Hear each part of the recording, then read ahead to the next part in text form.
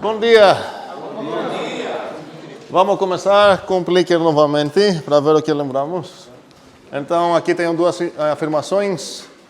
A primeira está dizendo que preciso como primitivas pelo menos uma das, essa e essa. E a segunda está dizendo que essa coisa que eu estou escrevendo aqui é uma, vou escrever assim, é uma igualdade e conjunção, desculpa, obrigado, não sei ler. É porque escrevi igualdade, é uma conjunção e as respostas novamente são sim, sim, sim, não, não, sim, não, não, ABCD. Não é para pensar, é só para mostrar que estamos entendendo o que está acontecendo. Bora votar. Logo. Bora. Assim que ver os nomes podem acabar. Dedos, Jack, ok? Muitos erros aqui, não sei porquê. Alguém quer trocar? Pode trocar. Pode trocar? Ok, pode trocar. Logo? Sem pensar. Quer dizer, o meu não foi. Ok. Alguém que não foi escaneado? Jefferson, dedos. Ok, deu certo. Então, a penúltima estava certa.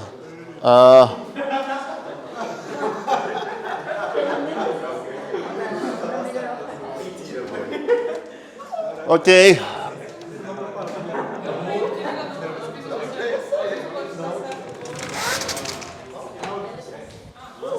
Galera, ei, calma. Tem bastante erros aqui. Tem 13 pessoas que acertaram. A resposta era essa. Ok. Infelizmente, tem mais 13 pessoas que erraram votando uma dessas três.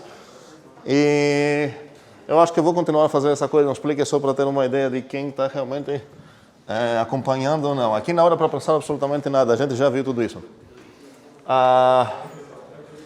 Ok, essa aqui realmente é uma conjunção. Ela é disfarçada, ela parece ser uma igualdade, só que a gente viu que na verdade isso faria mais... Galera, faria mais sentido escrever de uma maneira assim. No final das contas, estou afirmando algo sobre duas coisas. Um inteiro x e um conjunto de inteiros a. Então, se eu escrever assim, é meio óbvio que eu preciso lembrar o que isso significa. Isso significa duas coisas. Alguém pode falar para mim? Certo? E mais uma coisa. Qual é essa coisa? X é menor ou igual que A. Ok, muito bem. Menor ou igual ao A. Então, é uma conjunção no final das contas, e talvez isso não vai me enganar se eu escrever assim, mas se eu escrever assim dá para enganar bastante. Como falamos na última aula, esse abuso de notacional sobre igualdades acontece muito em matemática, então precisamos ser alertos como ler as igualdades. Às vezes, igualdade acaba sendo usado apenas pelo fato que aparece o verbo é em algum canto. Aqui a gente falaria x é um mínimo de A. Então, olhando alguém pensou que seria uma ideia boa botar igualdade e tudo mais. A gente demonstrou, entre aspas, isso significa que vocês deveriam demonstrar, que sobre ser mínimo de um conjunto A, eu tenho, não garanto existência, mas eu garanto unicidade. Isso significa que se eu tenho dois caras que estão afirmando que merecem ser um menor membro de A, não importa agora, ok? Bora focar. Então, se eu tenho dois caras que afirmam que é o menor membro de um conjunto, eu posso inferir que, na verdade, esses dois são iguais, ok? Faz sentido para todos? Ok. Isso é sobre o que a gente precisaria saber antes de entrar nessa aula. E agora vamos finalmente ver qual seria o misterioso último axioma aqui. A gente contemplou um pouco, será que faria sentido botar como axioma que não existe, não é o caso que existe algum inteiro k, tal que o k fica entre 0 e 1 estritamente. E a gente viu que Na verdade não viu, eu apenas falei que essa coisa na verdade vai acabar sendo um teorema. A gente viu, e não vamos analisar esse assunto mais, que essa coisa não é demonstrável. A gente consegue inferir isso e convencer alguém que não tem como demonstrar isso, então não faz sentido perder tempo tentando demonstrar isso ou refutar isso. Então uma ideia seria adicionar esse como axioma, mas como falei, a gente não vai fazer isso. A gente vai adicionar um novo axioma que a gente vai ver agora, quase agora. Antes disso, preciso definir o que significa que um conjunto de inteiros é bem ordenado.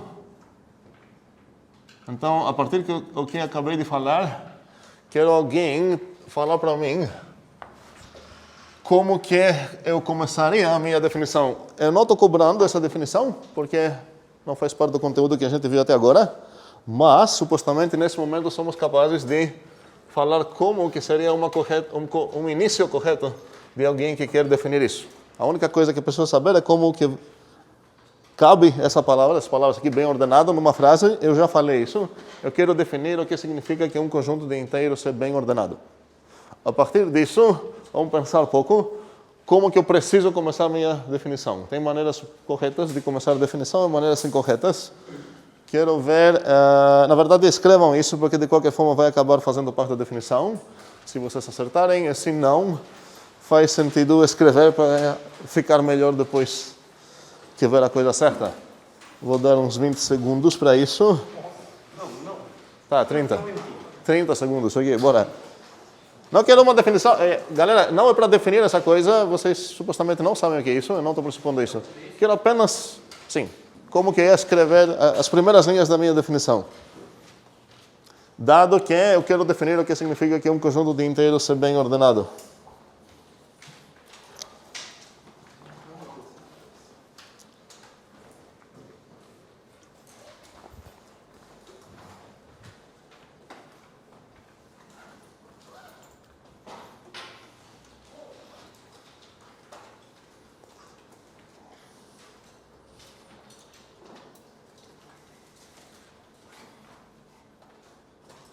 Ok, vamos lá. Alguém queria compartilhar uma ideia sobre a primeira linha? Quer ver mãos, sem gritar. Tem uma mão lá, outra mão. Só tem 3 mãos para uma primeira linha aqui da definição. Tem 4. Sim, como é o teu nome? Lucas, pode falar. Eu acho que a primeira linha seria seja A, conjunto.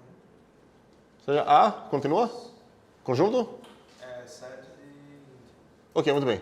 Conjunto de inteiros, ou poderia abreviar tudo isso, seja um conjunto de inteiros. Alguém discorda? Não? Todo mundo concorda, mesmo que só tenha 5 mãos para escrever a primeira linha? Ok. Está correto. Por quê? Porque a única coisa, pela frase que eu falei, que eu quero definir o que significa que um conjunto de inteiros é bem ordenado, isso significa que essa coisa vai acabar dependendo apenas de um certo conjunto de inteiros. Não vou precisar ter propriedades, outros inteiros extra, ou sei lá, pessoas, qualquer outra coisa. Ok. Então, vamos definir agora o que significa que o A é um conjunto bem ordenado. Então, o A vai ser bem ordenado. Vai significar isso, estou definindo o que isso significa. Se somente se, eu vou pronunciar a coisa, para qualquer subconjunto de A, que não é vazio, que é habitado como a gente fala, eu posso escolher um menor membro. Ok? Deu para entender? Se deu para entender, escrevam, se não, pensem. Tem um mínimo. Posso falar qual é o mínimo dele? A gente viu que não todos os conjuntos de inteiros têm mínimo, e por isso essa coisa não acabou denotando sempre um inteiro. E exatamente por isso que a gente viu que não faz sentido considerar que o min é de conjuntos de inteiros para inteiros. Seria bom se fosse assim, mas tem conjuntos de inteiros que não possuem mínimo. O vazio foi um exemplo que a gente viu. O conjunto de todos os inteiros foi outro. Eu poderia pegar todos os inteiros negativos também, ou todos os inteiros menores que menos 42, ou menores que 1000. Todos esses conjuntos aqui não possuem mínimo. E o vazio também, certo? Em geral, não faz sentido pensar então que o mínimo vai ter esse tipo. Então a pergunta é o que eu posso escrever aqui, Lucas, sim? Não, o conjunto com inteiros repetidos, o mínimo vai ser não existe essa ideia, tá? Vamos discutir um pouco sobre isso. Se eu tenho um conjunto, não sei como você vai visualizar esse conjunto, a única pergunta que eu posso fazer nesse conjunto é se um cara pertence a ele ou não. Então, a única interface que eu tenho para conjuntos, posso pensar que eu boto um objeto lá e esse conjunto vai falar pertence ou não pertence. Mas não tem como ele falar sim, pertence 8 vezes. Certo? Então, o conjunto não tem essa noção de pertencer várias vezes. Quando eu escrevo, e na verdade na aula passada eu escrevi isso, era só para enfatizar esse ponto, será o que eu escrevi. Quantos membros tem esse conjunto? 3. A cardinalidade do conjunto é 3. Não faz sentido pensar em membros repetidos. Eu posso perguntar sobre esse conjunto se o 5 pertence a ele, ele vai falar não. E no 7 ele vai falar sim. E no 2 vai falar sim, no menos 2 vai falar sim, acabou. O conjunto é esse, sim. Então o que está dentro do conjunto é o valor ou é tipo a semântica dele? Não entendi? Como assim o valor? O 7 e 7 seria a mesma coisa. Não existe 7 e 7, a gente já viu que isso é um type, seria um type error aqui, não tem essa coisa aqui, não significa nada. Não, 7 e 7 é o Ah, desculpa, 7 e 7, ok. Bora lá, fale. O 7 e 7 é a mesma coisa, né? O conjunto tem no caso aí... Assim que eu escrevo essa coisa, um segundo, vamos lembrar o que significa que eu sei um conjunto, eu defini um conjunto, significa que eu sei traduzir isso. Então, essa coisa acaba sendo sinônimo de quê? De uma disjunção, de igualdades. Quais são essas? João? A disjunção de igualdades? Sim? O que significa isso? Que eu escrevi aqui. Que x pertence Aham. a algum desses. X é igual a 7, ou x é igual a 12, ou x é igual a menos 12. Não, tu pulou um x igual a 7. Aqui tem 4 coisas, certo? X igual a 7, ou x igual a 2, ou x igual a 7, ou x igual a 12. Acaba sendo inútil numa disjunção botar mais uma vez uma coisa, certo? Então seria a mesma coisa. Faz sentido? Faz, mas a gente conta como se tivesse 3 elementos ou 4 aí? 4 mesmo? Se tem 4 membros distintos, você precisa achar aqui 4 caras. Tu não vai achar. Os únicos que você vai achar aqui é o 7, o 2 e o menos 2. E se eu tivesse tipo 1 sobre 2 e 2 sobre 4? Isso não seria um conjunto de inteiros. Não, mas tipo um exemplo sem ser... Ok, isso é conjunto de racionais. Pronto, 1 sobre 2, 2 sobre 4. Quantos membros tem esse conjunto? Para quem conhece de racionais? 1. Por quê? Porque 1 sobre 2 é o mesmo racional com 2 sobre 4. Então não tem 2 caras distintos aqui, ok? Bem, voltando, alguém quer tentar aqui como definir essa coisa? Sim, Eduarda, por que não? Para todo B, subconjunto de A, Para todo B, subconjunto de A, existe um xzinho pertencente ao B, existe o quê? um xzinho pertencente ao B, tal que x é igual ao mínimo de B. É um muito bom começo. Precisamos ajustar uma coisinha só. Vamos lá. Primeiramente, essa coisa compila ou não? Com certeza compila. Então, a única chance de Eduardo ter um erro aqui é essa não corresponder na ideia que ela tem no coração dela. Qual seria um problema, Pablo? Acho que faltou o B diferente de vazio. Sim, se eu não excluir aqui o B ser vazio, certo? Se eu não excluir essa coisa aqui, nenhum conjunto vai acabar sendo bem ordenado. Porque eu sempre poderia escolher o vazio que vai ser subconjunto dele, e nesse caso, não, com certeza não teria mínimo, então teria definido uma coisa. Nesse caso, não é apenas que não corresponde no que Eduarda tem no coração dela, é que não faria sentido definir isso, porque isso seria algo que não seria satisfeito por ninguém, então não faz sentido dar um nome estranho para uma propriedade que nenhum conjunto tem. Espero que isso faz sentido. Então aqui, vou começar a abreviar umas certas coisas de uma maneira estranha para ver se vocês vão entender o que está sendo acontecido, o que está sendo sugarizado aqui. Para todo, como se falou, B, subconjunto de A, vazio. Ok. O que isso significaria? Alguém consegue entender qual seria o açúcar que estou desejando aqui? Seria uma conjunção. Não seria uma conjunção, nem uma implicação, com certeza é um para todo. Agora a pergunta é que para todo é. Esse cara aqui está quantificando quem? O B. Por que o B não o A? A gente quer que o B seja diferente de vazio. O A. Porque o B está continuando, você está falando. Tá, e o A é super conjunto do B, então por quê? É como se estivesse considerando o A o universo.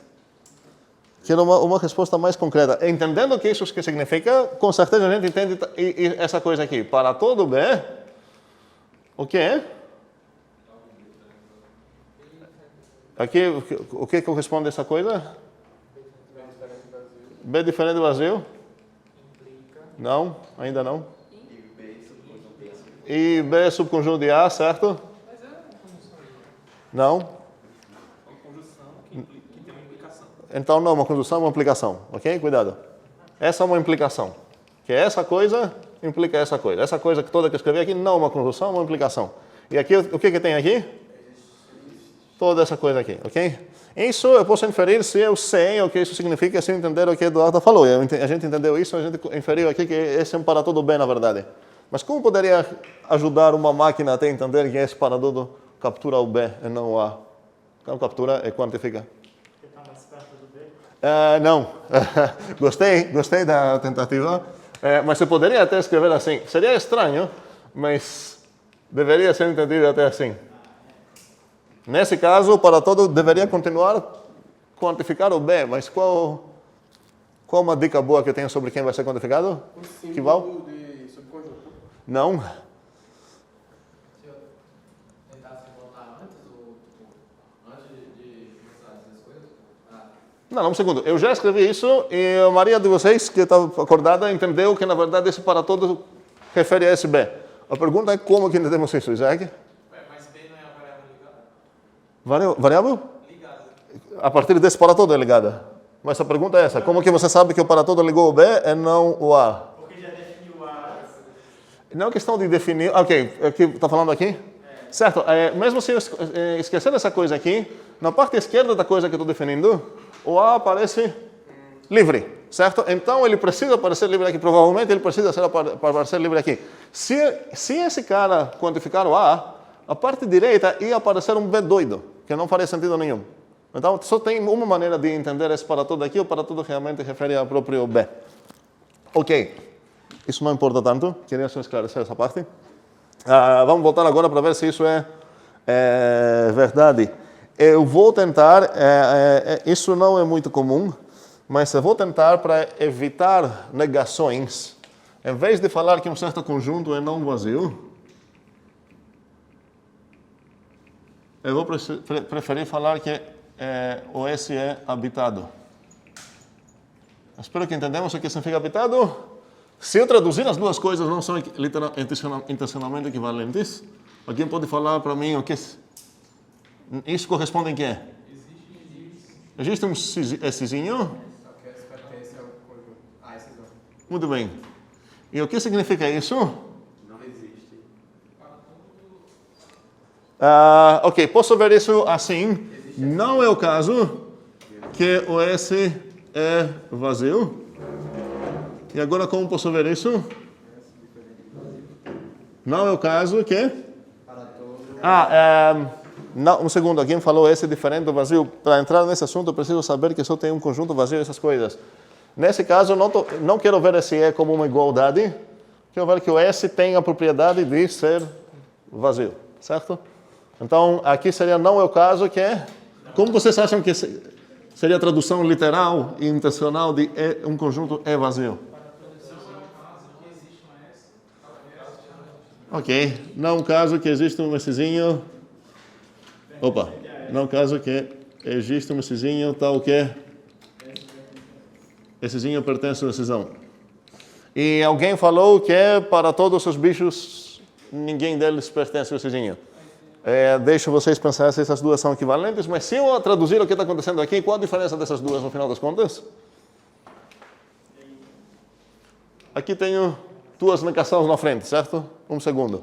E se eu não me importo com nada de computação computacional, eu vou falar a mesma coisa. Mesmo assim, mesmo se eu penso assim, acho que essa coisa é muito mais natural falar habitado do que falar não é o caso que é vazio, certo?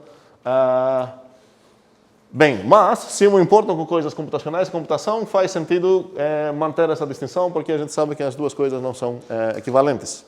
Então, em vários textos, até no meu texto também, vocês vão ver várias vezes não vazio, podem considerar isso que talvez seria melhor lá botar habitado, certo? Talvez é mau costume.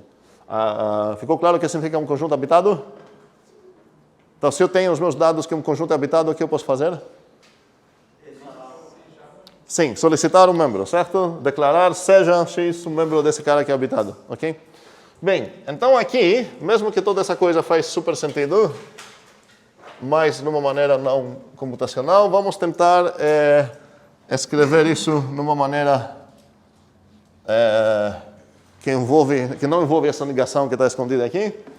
Para todo B, e agora quero cobrar uma coisa, porque um segundo, assim que a gente entrou no mundo dos inteiros, eu falei que todos os para todos e todos os registros vão referir sempre inteiros. Mesmo que estamos no mundo dos inteiros, agora esse B não é um inteiro. Eu sei que eu escrevi maiúsculo, então todo mundo entendeu o que quis dizer, mas isso não é justificativa. Que tipo de coisa é B aqui? Muito bem, então tecnicamente aqui seria 7 quem? 7 inteiros, certo? Para todo bichinho lá, vamos lá? Não? Aqui preciso duas condições sobre esse Bzinho para... B é subconjunto de A, ok? E o B é habitado. Se eu tenho essas duas, que é... Aqui, um segundo. Mesmo se eu estou escrevendo isso no meu rascunho, não faz sentido tentar evitar as palavras que eu sei. Eu já defini o que significa que alguém é um mínimo de um conjunto. Aqui poderia falar B possui mínimo. O que significa que B possui mínimo? Tudo isso. Agora, se alguém realmente prefere escrever tudo isso, pode, mas eu acho que faz sentido começar a entender melhor umas frases mais humanas, pouco a pouco, passo a passo, ok? Faz sentido tudo que escrevi aqui? Ok. Então, uma pergunta, eu gostaria de pensar um pouco sobre o que significa bem ordenado. Alguém poderia falar para mim um conjunto? Na verdade, vou escrever aqui um certo conjunto, para ver se é bem ordenado ou não. Eu quero todos os pares positivos. E um outro conjunto para ver se é bem ordenado ou não. Um segundo. Quero todos os ímpares a partir do menos 9 até o 9. E a mesma coisa, todos os números a partir do menos 10 e por aí vai. Então já tenho 3 conjuntos aqui para cada um. Tentem pensar se ele é bem ordenado ou não. E vamos discutir isso em um minuto. É para responder ou? Não, é para tirar uma dúvida. Sim, pode tirar.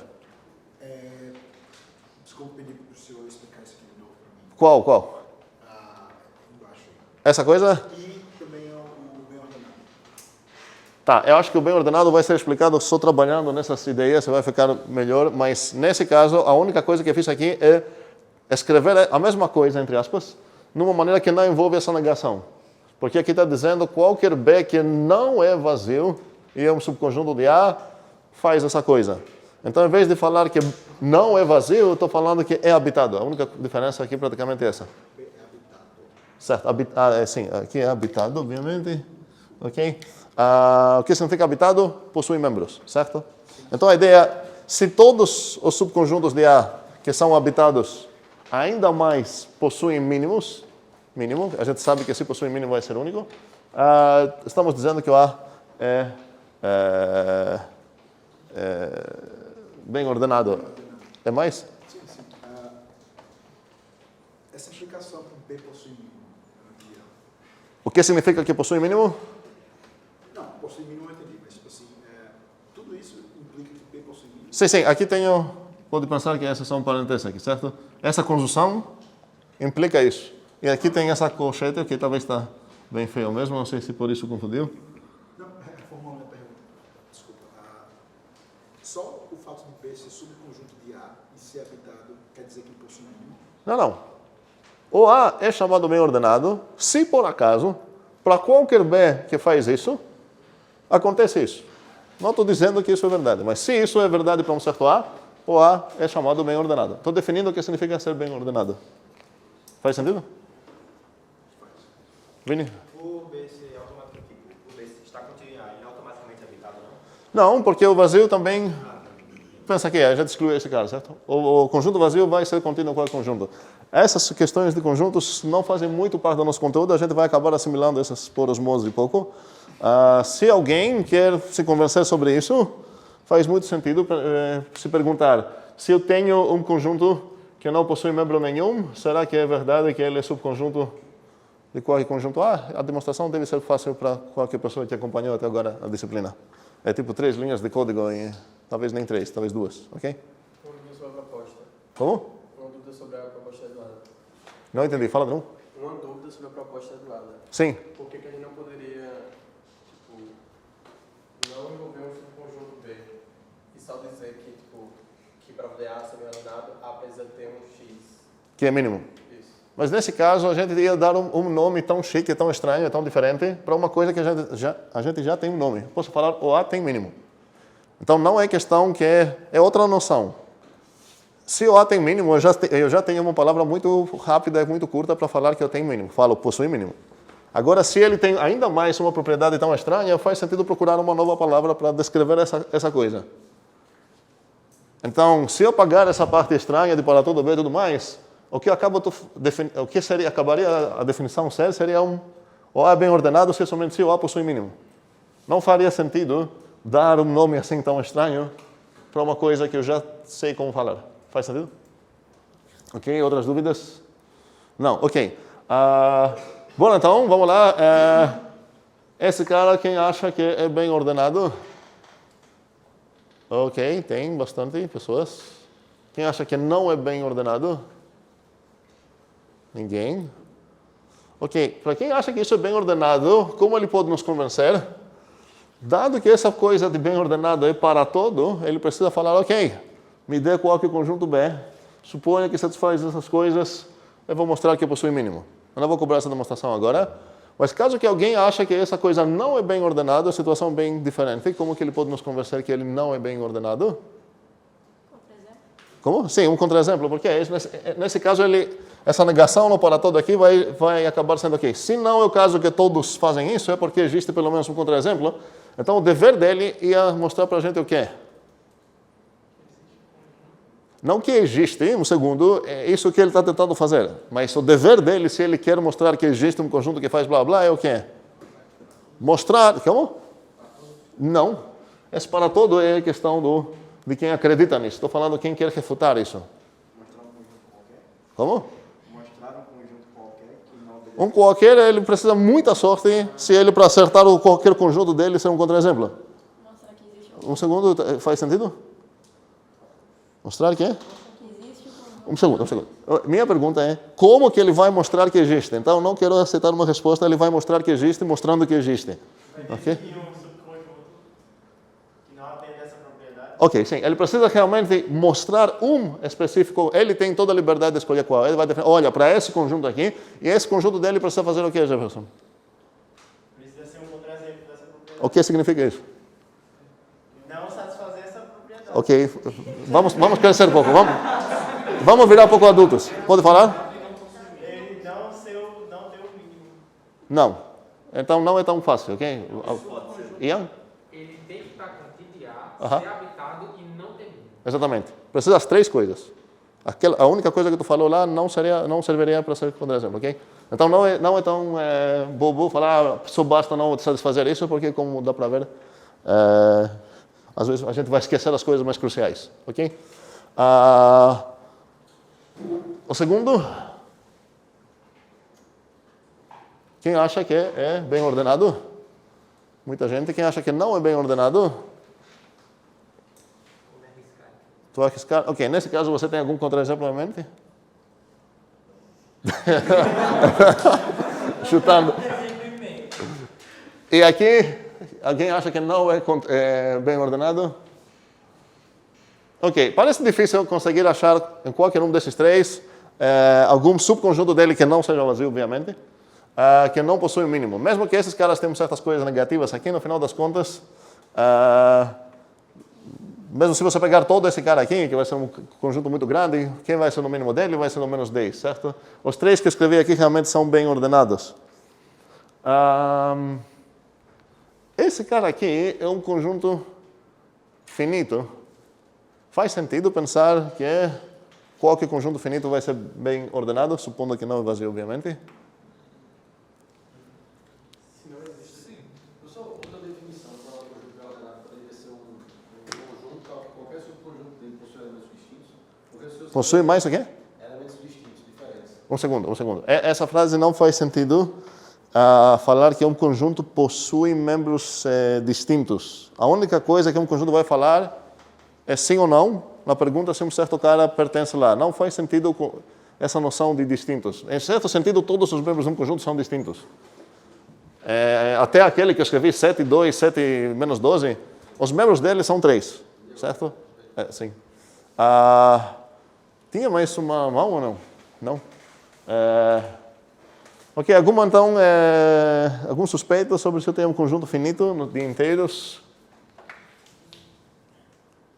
Como é que é?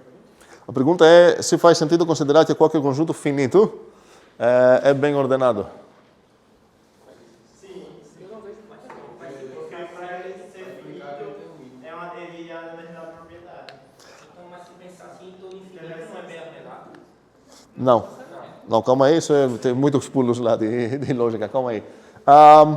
E o que acontece, agora vou pular um pouco, a gente está investigando tudo nos inteiros, a gente não falou nada sobre outros sistemas de números, mas supondo que a gente conhece racionais, a mesma pergunta sobre os racionais, se eu tentar... como poderia descrever esse conjunto aqui nos inteiros? Eu poderia denotar assim. Faz sentido minha anotação aqui? Inteiros, subscript, maior ou igual de menos 2, menos 10, ok? Ou esse cara aqui também ia acabar sendo bem ordenado. O que sobre esse cara aqui? Maior de 2. Todos os racionais maior de 2. Não é? Maior ou igual de 2. Agora é? Por quê? Se eu falar se eu afirmar que esse cara é bem ordenado, significa que estou achando que para qualquer subconjunto dele não vazio, tem mínimo. Então, se alguém acha que esse conjuntinho aqui não é bem ordenado, significa que aqui dentro tem um subconjunto que não tem mínimo. Então, se eu adicionar isso, não deveria mudar sua opinião. Mas é comum mudar a opinião, mas não deveria. Porque qualquer exemplo que você tinha na tua mente para mostrar que esse cara não é bem ordenado, vai servir aqui também. Qual será um exemplo aqui? O que significa que eu vou mostrar que não é bem ordenado? Eu vou achar um cara aqui, que é subconjunto desse cara aqui. Vamos chamar ele de B para ficar consistentes. É subconjunto e é habitado e não possui mínimo. Qual um B aqui? Que serve? Ele mesmo, ok. É porque não posso pegar esse mesmo B como subconjunto desse conjuntinho aqui? Daí, esse não é um subconjunto dele? Então, não serve como contra-exemplo para falar que esse carinha aqui não é bem ordenado? Cuidado, é comum ignorar essa parte de para todo subconjunto do meu cara precisa acontecer algo, não sobre meu cara. Não me importa se o meu cara tem mínimo ou não. O que me importa é sobre qualquer subconjunto do meu cara. Ok? Faz sentido? Ok. Alguma dúvida? Porque estamos finalmente no ponto de chegar no axioma. Sim, tem, Matias? Minha dúvida é justamente como que isso se relaciona com o axioma. Calma, então. Paciência. Outra dúvida? Sim? Um segundo. Mas o próprio cara não é subconjunto dele mesmo? O próprio cara é um subconjunto dele mesmo. Ok, boa observação. Só que para eu falar que ele não é bem ordenado, eu não tenho obrigação de todos os subconjuntos dele falir. Basta um cara ser ruim. Então, mesmo que esse cara realmente é um subconjunto dele, se eu escolher ele mesmo, que eu posso escolher ele, seria uma escolha péssima. Porque mesmo que esse cara é um subconjunto desse, ele possui mínimo. Não posso falar que ele não é bem ordenado por causa disso. Mas basta achar um contra-exemplo desse cara, e vamos pegar outro contra-exemplo, por que não? Vamos pegar todos os racionais entre o 3 e o 4. todos os racionais estritamente maiores que 3, estritamente menores que 4. Com certeza é um subconjunto desse cara aqui. Ele possui mínimo? Não. Não existe um menor racional estritamente maior que 3. Para qualquer racional maior que 3 que você vai achar aqui dentro, eu consigo achar um racional menor que ele e ainda dentro do meu conjuntinho, ok? Cuidado com essa parte desse para todo aqui. Então, estamos prontos para finalmente terminar a especificação dos nossos inteiros, que vai ser o ZPBO. O PBO vem do nome princípio da boa ordem. E o que isso está dizendo? É o seguinte: o POS é bem ordenado. Essa é a definição? Não quero falar de definição. Então, por isso que isso não é. Não, sim, eu não quero falar de definição, esses são axiomas. Não, tá, esse é o axioma, e o rótulo que eu vou dar para esse axioma vai ser esse aqui, ok? Vamos refletir um pouco o que aconteceu aqui. Esse axioma é o 19º? Não faço ideia nenhuma. Quantos pontinhos aqui? Aqui tem mais 3 pontinhos, 2 pontinhos, mais 2. Então aqui tem 5 e mais 7. 14, eu acho. Não sei. Ok? Sim, porque tem aqui mais uns 3 sobre a ordem, o POS, certo? Tem 4 sobre a parte aditiva, 3 sobre a parte multiplicativa, distributiva, blá blá. Não importa o número. Só que tem uma muito grande diferença se eu ver todos os outros e esse cara aqui, em um certo sentido, em certas ocasiões, vamos dizer assim, alguém não aceitaria que isso é apenas um axioma, mas como se fosse um roubo. Por quê? Porque aqui tem escondido um certo para todo que não está falando algo sobre os inteiros, mas algo sobre todos os conjuntos de inteiros. E em certos casos isso importa, faz grande diferença e a gente não vai se importar aqui sobre isso. Okay? Apenas estou falando isso para quem quer brigar sobre isso offline. Não vamos gastar mais 1 hora falando sobre isso aqui. Não vamos precisar nada disso. Espero que entendamos o que está dizendo. Isso está dizendo que... Como vou entender o que está dizendo? Vou pegar a definição dessa coisa que é essa, é substituir o A por POS. Acabou-se, ok? Mas a ideia é que se eu entendi o que significa bem ordenado, é muito melhor ler dessa maneira um axioma. Esse axioma está dizendo que um certo conjunto é bem ordenado. Qualquer coisa que significa. Isso é o que significa. Dúvidas? Sim, Eduardo. Eu não sei se estou fazendo uma confusão na minha cabeça. Se a gente adicionou isso como axioma, significa que eu não consigo demonstrar com os axiomas que eu tenho até então, mas também não consigo refutar. Muito boa observação. Sim, realmente essa proposição, como as anteriores que temos, realmente não é inferível, demonstrável, nem refutável a partir das anteriores. O bom é que com essa a gente termina a nossa especificação de inteiros, não vamos ter mais, eu prometo.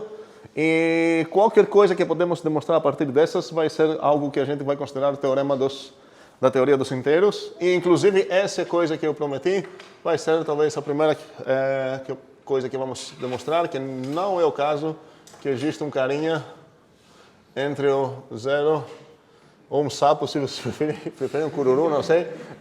Para mim, tanto faz. Cururu, pode ser. K de cururu. Ok? Então, a pergunta é como que vamos... Tem alguma dúvida? Peraí, a tua dúvida foi tirada. Ok. Tem outra dúvida? Sim, Matias. Através desse axioma, a gente vai conseguir demonstrar o teorema que não existe um inteiro entre 0 e 1. Sim. Então, eu posso assumir que esse axioma é muito mais forte do que o princípio... Não necessariamente, entendi. Não necessariamente. Pode ser que são equivalentes ou pode ser que realmente estritamente mais forte. Faz sentido? Se eu quero assumir isso, eu precisaria pegar... Peraí, vamos tentar botar isso como aqui e ver se eu consigo demonstrar o PBO a partir disso. Mas não vamos tentar isso aqui. Sim. Considerando como informação o fato de que o senhor colocou esse axioma e não aquilo ali como axioma. Sim, um dos motivos... Ok, o que eu fiz aqui não seria suficiente para um aluno inferir, que então esse é mais forte que isso, não. Porque um motivo para escolher axiomas, a gente já viu isso aqui na verdade, a gente tinha mais escolhas aqui. Foi a lei multiplicativa, certo? uma maneira de escolher axiomas, especialmente se são equivalentes mesmo, é escolher aquele que parece mais útil para demonstrar coisas. Agora, se são equivalentes mesmo, você pode falar, ok, mesmo se um cara acha esse mais útil, eu vou botar o outro, basta só demonstrar isso como teorema, a partir disso acabou. Certo? Mas não vai ser sempre o caso. Então, um critério para adicionar algo aqui é deixar a coisa mais descritiva e mais utilizável para você demonstrar coisas, e depois se preocupa com as outras coisas. Aqui, inclusive, agora que a gente adicionou tudo, já dá para remover algo. Mas isso também considero meio auxiliar, vou deixar vocês brigar talvez para descobrir qual. Então, ou seja, o que aconteceu? Vamos entender um pouco o que eu estou falando. Aqui a gente ficou adicionando axioma por axioma, certo? Até terminamos. E cada axioma que adicionamos não era inferível a partir dos anteriores. Mas agora que adicionamos todos, tem alguém que dá para retirar e vai acabar sendo o teorema agora que temos todos esses, mas não vou falar quem. Eu não sei quem, tá bom? Vou falar não. Mas espero, deu para entender o que eu estou falando ou não? Eu ficou... E agora um axioma que pode ser demonstrado através desse. A partir de todos esses que adicionei, na verdade agora tem uma redundância que até agora não tinha, certo? Sim, mas, um segundo. Isso não é ruim para a minha teoria, certo? Eu posso falar, ok, tem os axiomas, alguém pode falar, ei, peraí, esse cara aqui você poderia demonstrar assim, ok, beleza, não vou perder algo, certo? Posso falar, ok, não tinha percebido, vou retirar isso, continuo com a mesma teoria. Se minha teoria, o meu objetivo dessa teoria de inteiros é trabalhar sobre todos os axiomas, e se alguém descobrir que esses três você pode inferir a partir dos outros, eu não vou perder nada. Vou falar só parabéns, cara, não tinha pensado nisso, mas tudo que eu demonstrei a partir disso, de todos esses, continua sendo válido, ok? Eu vou dar, não temos muito tempo agora para mais questões, eu vou dar uns 2 minutos para todo mundo pensar um pouco sobre uma ideia a partir disso. Ok? Antes disso, eu vou dar uma dica forte, e essa dica não é sobre isso apenas, mas sobre praticamente qualquer uso do princípio da boa ordem, então precisamos entender bem essa ideia. Como que eu uso na prática o princípio da boa ordem? Porque ele parece meio abstrato demais, talvez, no primeiro olhar. O que ele está dizendo para mim que esse conjuntinho aqui dos inteiros positivos é bem ordenado. Ok? Como posso usar isso na prática? Preciso pensar um pouco. O que acontece se o conjunto que eu quero falar que ele é bem ordenado não é esse cara aqui, mas vamos dizer que eu tenho um certo conjunto que me interessa, que é esse cara aqui. Menos 1, 0, 1, 2, sei lá, 4, e depois todos os inteiros que tem por aqui. Então parece, talvez no início, que o PBO é meio inútil aqui, porque ele está dizendo para mim algo sobre o conjunto de todos os inteiros positivos, mas meu conjunto de interesse aqui não é um conjunto que só tem inteiros positivos, tem até negativos, e faltam até uns positivos lá. Ok? Mesmo assim, eu posso de boas falar o PBO e falar, olha, eu quero aplicar o PBO no conjunto que é feito por todos os, eu vou escrever assim, todos os xzinhos no A, tais que é x positivo. Ok? E agora esse cara não é um subconjunto do poso? Então se eu além disso conseguir que ele é habitado, o que eu consigo solicitar? O menor membro dele. Então, na prática, isso significa o seguinte: cada vez que você tem um bocado de conjunto que tem pelo menos um inteiro positivo nele, aqui tem até uma infinidade, mas ele basta só um inteiro positivo, você pode solicitar o menor positivo dele, tal que blá. Faz sentido? Basta você saber que tem positivos nele que fazem essa propriedade que você se importa. A gente vai ver isso na prática e tudo mais. E agora, como funciona toda essa ideia? Eu quero demonstrar, sei lá, que todos os inteiros fazem algo, ou que não tem inteiros que fazem algo, umas coisas assim. A ideia é falar, ok, vamos supor que tem contra-exemplos nessa história. Se tem contra-exemplos nessa história, inteiros positivos, certo? Se tem contra-exemplos nos inteiros positivos, significa que os inteiros positivos contra-exemplos é habitado, isso significa que tem contra-exemplos. E a partir disso, eu posso solicitar o menor contra-exemplo. E o que eu vou fazer depois, como vou finalizar a minha demonstração? Eu tenho nas minhas mãos o menor contra-exemplo, vou achar um outro contra-exemplo que é menor que esse, eu vou falar boom e acabou. essa ideia a gente vai ver várias vezes e vai ser uma maneira de demonstrar coisas, praticamente cada demonstração por indução que a gente vai ter nos inteiros positivos, a gente vai conseguir resolver assim. Quero demonstrar que todos os inteiros positivos têm uma certa propriedade. Vou falar, me dê o menor contra-exemplo, blá, blá, blá, vamos chamar ele de C, de contra-exemplo, por exemplo, blá, blá, blá, blá, blá, eu tenho nas minhas mãos o C-1, que é menor ainda, pronto, já tem uma contradição, porque esse foi escolhido para ser o menor contra-exemplo. Isso é a dica, é maneira assim, de longe. Sem botar a mão na massa não vamos entender nada disso, então vamos agora tentar demonstrar essa parte, essa teoreminha, e vamos ver bem mais demonstrações depois baseadas nessas ideias. Então a ideia agora é demonstrar não existe um K tal que é 0 menor de K menor de 1. Demonstração. Professor, Oi. eu fiquei com uma dúvida. Ah. Isso de saber que o conjunto é bem ordenado e poder exigir um mínimo, é quando eu tenho isso nos meus dados? Um segundo. O axioma não está dizendo que qualquer conjunto é bem ordenado, está dizendo que um certo específico conjunto é bem ordenado. Esse conjunto, dos inteiros positivos. E isso significa que para qualquer coleção que você tem nas suas mãos, que possui inteiros positivos, certo? Você pode solicitar o menor inteiro positivo dessa coleção.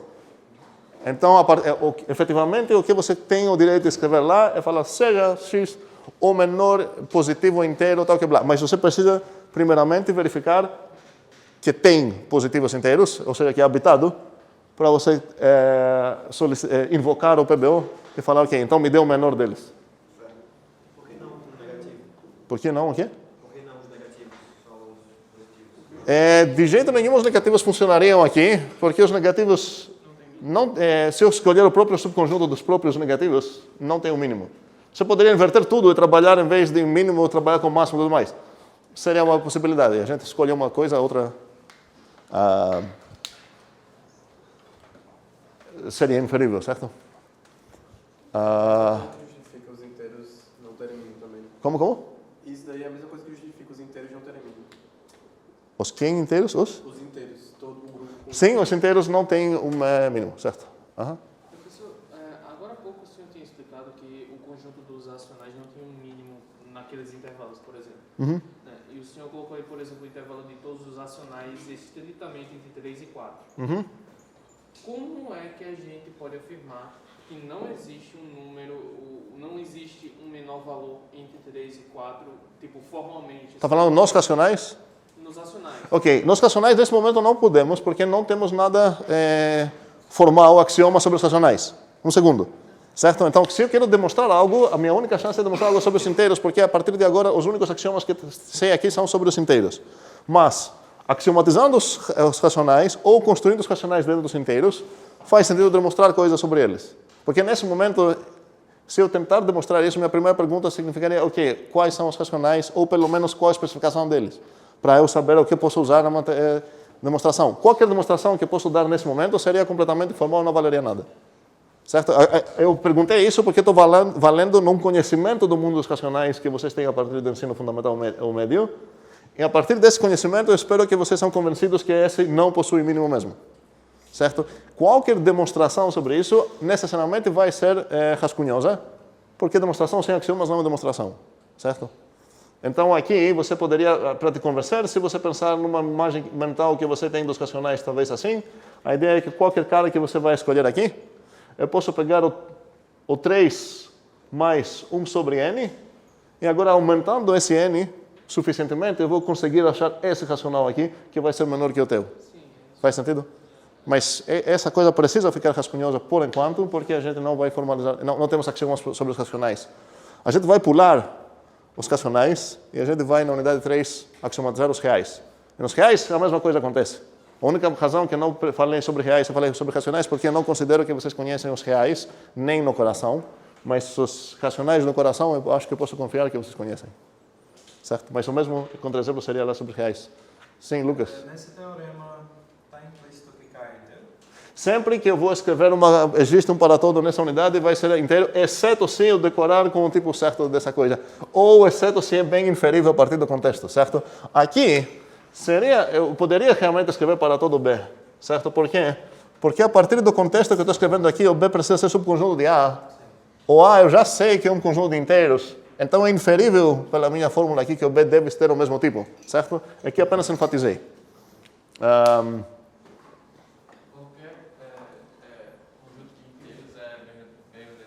De jeito nenhum, a gente já viu uns exemplos. Esse é um conjunto de inteiros que não é bem ordenado.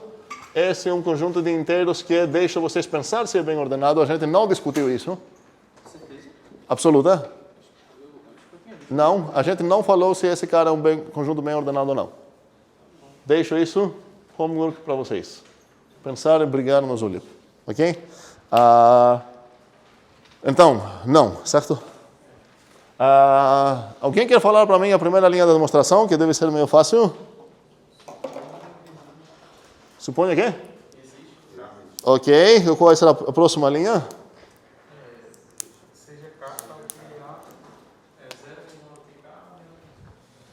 Suponha existe K 0 menor K menor 1. Logo, por que eu escrevi esse logo? Porque eu estou usando a coisa que acabei de ganhar, eu não quero ficar dando rótulos inúteis lá. Logo seja... Eu vou usar outro. M. Tá o quê? Toque 0 menor que J. Menor. Está me trollando? Não sei se foi de propósito ou não. Menor que M, menor que 1. Certo? Ok? Faz sentido? Ok? Ok, a pergunta é como vou continuar agora. Ok, vamos ter essa conversa pouco. Estamos no nível de deixar o nível bebê, vamos para o nível adolescente. E a esperança é até a disciplina chegar no nível de escrever como adultos num nível mid-level de demonstrações. A partir desse momento, para quem e apenas para quem trabalhou até agora, entendeu como funciona o low-level de extrair coisas, está liberado, não preciso extrair coisas. Se eu tenho uma conjunção, eu falar, sei lá, logo, sei lá, P e Q, a partir disso eu entendo que se eu citar o P ou o Q, é implícito aqui que eu extraio a parte esquerda e extraio a parte direita. Faz sentido? Para quem não está confortável com isso, ele precisa realmente trabalhar um pouco mais no low level, até graduar para um passinho um pouco mais. Então, agora não faz sentido ver todos os detalhes low level, a ideia é começar a escrever pouco mais, mas não muito, certo? Sem viagens. Então, a partir disso, eu ganhei realmente dos meus dados essa coisa. Que raça de proposição é essa? É uma conjunção, certo? Então, eu sei a partir disso duas informações. O que eu sei? Eu sei que o M é menor que 1. Ok? Qual é o meu objetivo aqui? Qual é o meu alvo? Boom. A partir de qual linha meu alvo é boom? Da primeira. Não é que eu vou ter a sorte de conseguir explodir meu mundo e sempre vou ganhar meu jogo, mesmo que o meu alvo foi outra coisa.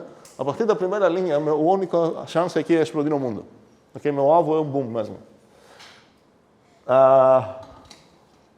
Alguém tem alguma ideia? Sim? Antônio, né? Ou não? Ângelo, certo? Eu criaria um conjunto, tentando usar a mesma ideia do princípio da boa ordem, eu criaria um conjunto dos N de elementos que satisfazem isso, já que existe pelo menos um. Perfeito. Agora, o que Ângelo... Sim? Ângelo, né? O que Ângelo está dizendo, eu confundi os as. O que Ângelo está dizendo é que, peraí, se eu sei que existe um cara, em vez de solicitar um cara que faz isso, eu quero aproveitar o princípio da boa ordem para falar, eu não quero apenas um cara aqui, quero o menor de todos esses caras lá. Então aqui eu poderia falar, seja M ou... Acho que fica certo em português, o menor, né? O menor inteiro tal que blá. E agora a pergunta é como posso justificar essa linha, porque essa linha é pesada. Oi. A gente não poderia dizer o menor inteiro positivo, só para deixar mais claro? Ok, muito bem. O menor inteiro positivo. Aqui seria meio redundante, porque eu já tenho essa coisa aqui, mas é muito melhor escrever assim. Concordo. Ok? Obrigado. O menor inteiro positivo tal que blá. Agora a pergunta é, o que eu preciso ter aqui para essa linha compilar? Como posso justificar essa coisa? Porque, como falei, estou solicitando coisa demais. E na verdade, então esse logo aqui, se eu deixar assim, está mentindo, porque não estou usando apenas essa existência, estou usando mais coisas. O que estou usando mais? Um segundo. Vamos ter essa briga também. Acho incrível que não aconteceu até agora. A gente andou demais sem ter essa briga. Tecnicamente, uma justificativa pela definição tal nunca justifica nada. Aqui, a ideia é que sempre precisamos saber o que as palavras significam. Se você quer falar, sei lá, que pela definição do PBO, na verdade, o que você está citando não é a definição do PBO, você está citando o fato que você tem, que esse cara é bem ordenado. Então, nesse caso, em vez de falar pela definição de bem ordenado, você pode falar pelo fato que o pós é bem ordenado, blá, blá. Nesse caso, pode simplesmente citar o axioma que tem aqui. Então, aqui, o axioma está dizendo, olha, os inteiros positivos são bem ordenados, e isso realmente é o que... Então, aqui eu tenho um uso de PBO. Vou deixar isso assim, ok? Mas, para usar isso, eu preciso saber que tem inteiros positivos que fazem isso, e aqui realmente vem essa coisa aqui. Porque eu sei que existe um K que faz tudo isso, e isso significa que o quê? Que o K é? Não? É positivo. A primeira parte aqui já está dizendo que o K é positivo. Então, a partir dessa coisa, eu sei... Estou vendo umas carinhas meio tristes, não sei. Vamos ver algo. A partir disso, eu sei o que é o conjunto... Qual é o conjunto? De todos os x inteiros... Todos os x inteiros, ok? Tais que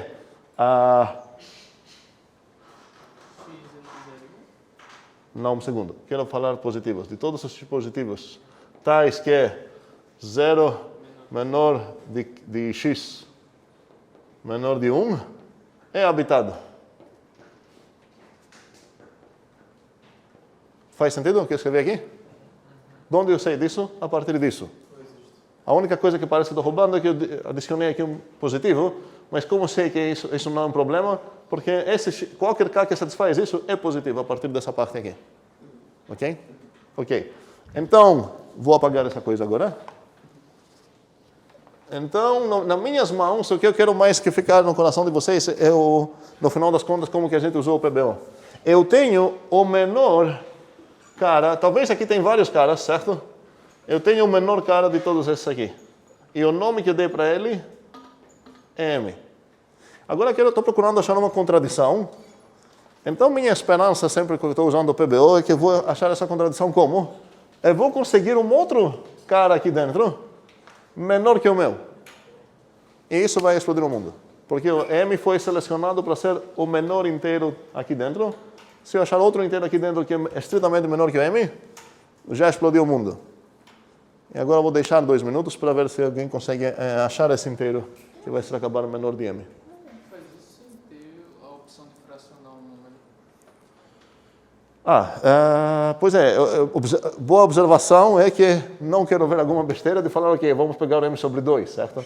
Porque essa noção não existe aqui. Mesmo, um segundo, cuidado, mesmo se o M é 8, 8 sobre 2 não existe, porque não existe essa ideia de sobre aqui, ok? Não é que 8 sobre 2 é 4, ok? Não existe sobre aqui, não temos nada disso, e nem definimos nada disso. Sim. Se você pensou algo, sim, por favor, pode dar algo. Eu posso escolher M menos 1? Pode, mas como que você vai nos convencer que o M menos 1 continua sendo aqui dentro? Aqui você vai ter esse problema. Então, além de escolher um cara, que a minha esperança é que vai ser menor de M, esse cara com certeza precisa ser entre... Então, na verdade, teu cara precisa ficar aqui, em algum lugar aqui. Certo? Um segundo. Tem mais um, Isaac? Da informação de 0 menor do que M e M menor que 1, a gente sabe também que 1 menos M é positivo. O 1 menos M é positivo... que M é menor que 1. Espera aí, vamos quebrar isso para ver qual das duas você está usando mesmo aqui. 0 menor de M, você tem M menor de 1, você está dizendo que 1 menos M é menor. o 1 menos M é positivo, eu concordo. Então, ele está nesse intervalo de 0 e menos 1 também. Quer dizer, 0 e 1. Não, porque como que você vai garantir isso aqui?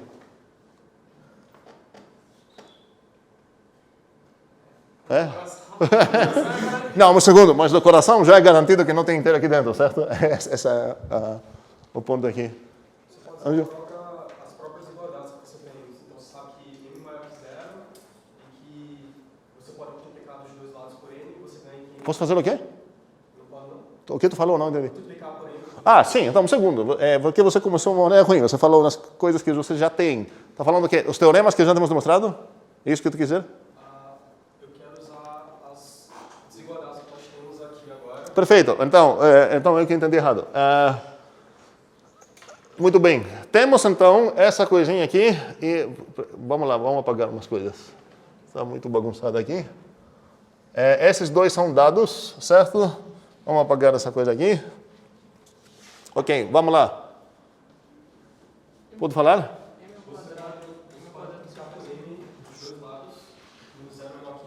Ok, então, aqui uma linha para isso seria como 0 menor que m, logo... vamos ficar um pouco com calma. 0m menor que m quadrado. Só para... Sim? Outra coisa que você quer inferir aqui seria o quê? Como m menor que 1, logo m vezes m menor que 1 vezes m. Logo m vezes m, certo? Menor que 1 vezes m. O que ele fez aqui? Multiplicou por m as duas coisas. E agora, para fazer isso, ele precisa nos convencer também que pode fazer isso. Ele falou, já demonstrei isso, blá, blá. Mas como era aquele teorema mesmo? Não estou falando o nome dele, certo? Mas... Muito bem. Cuidado, aqui ele está usando um teorema que ele está dizendo o seguinte, para todo x positivo, certo? Se você tem A maior que B, você pode multiplicar ambas as partes aqui por... Obrigado. Ok? Cuidado, para usar isso ele precisa saber que a cara que ele está multiplicando é maior que 0, mas ele sabe disso. Está aqui. Ok?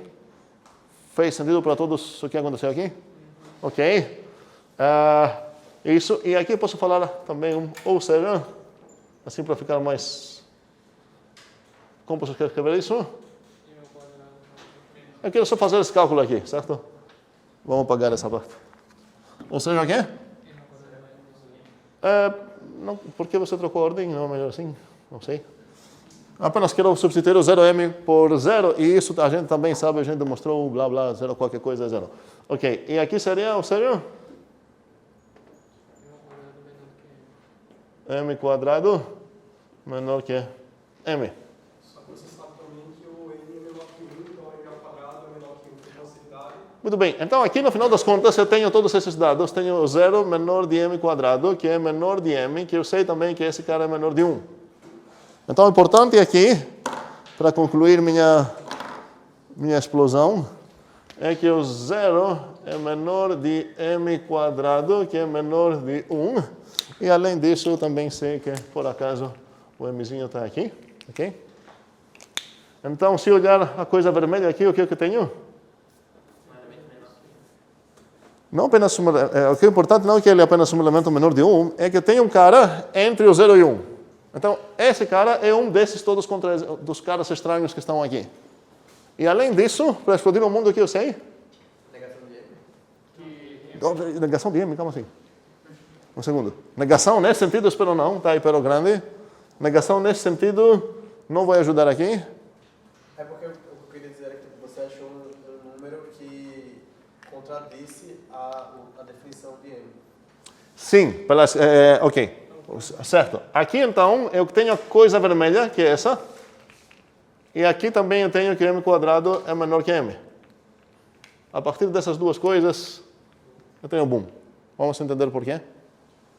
Porque você definiu o conjunto formado por todos os m's possíveis como um conjunto... Definiu não. Não todos os m's, eu não quero falar m's. M foi o meu cara escolhido para ser o menor membro entre o 0 e 1.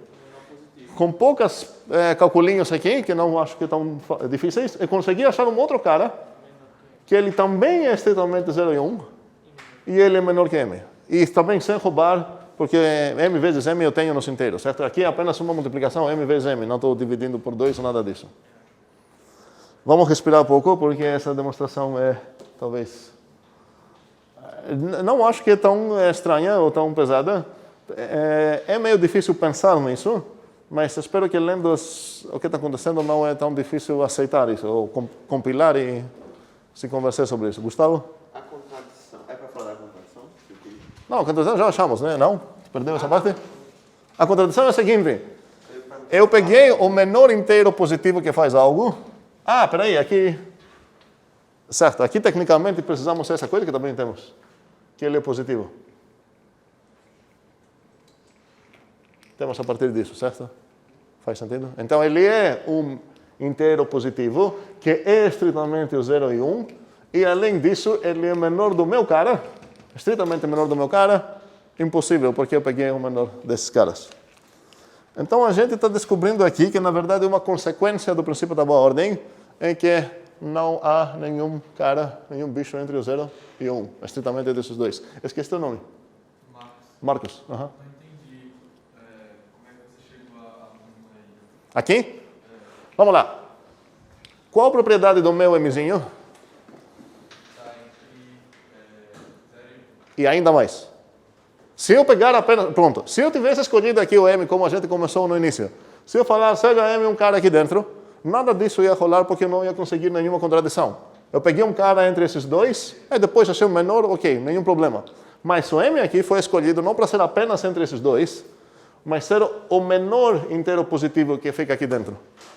E cadê a contradição? Eu consegui achar um outro cara menor ainda. Quem foi o menor ainda? O M quadrado. Para raciocinar, para saber por que ele satisfaz, porque o M quadrado também fica entre o 0 e 1, também é um inteiro positivo, e ainda mais, ele realmente é menor que o meu cara, eu precisei dessas duas linhas de cálculo, que na verdade não foi nada demais. Praticamente, você vai, a partir dessa, você multiplica tudo por M, que você pode porque o M é positivo, e você chega no 0 menor que M quadrado, menor que M. Sabendo que M também é menor que 1, você tem toda a informação que você quer aqui dentro. Esse era para ser o menor membro entre o 0 e 1, mas a gente achou esse cara e explodimos o mundo. Faz sentido? Entendi. Agora, como é que você fez isso sem sair dos inteiros? Não sei. Não, um segundo. Em lugar nenhum a gente saiu dos inteiros. Teria sido um roubo se eu tivesse seguido essa sugestão. Pega o M sobre 2. Aqui eu tenho, eu estou usando uma coisa que nem existe no meu mundo dos inteiros. A única operação que usei aqui foi multiplicação. Que multiplicação tenho. Não se confunde exponenciação, é apenas açúcar sintático. Se você tem problema com M quadrado, escreve MM. O meu inteiro, nesse caso que explodiu o mundo, é esse inteiro aqui. Certo? Samuel. Na verdade é que você, na sua hipótese, você afirmou que o menor inteiro é o N, e achou o M quadrado que é menor que N aí que...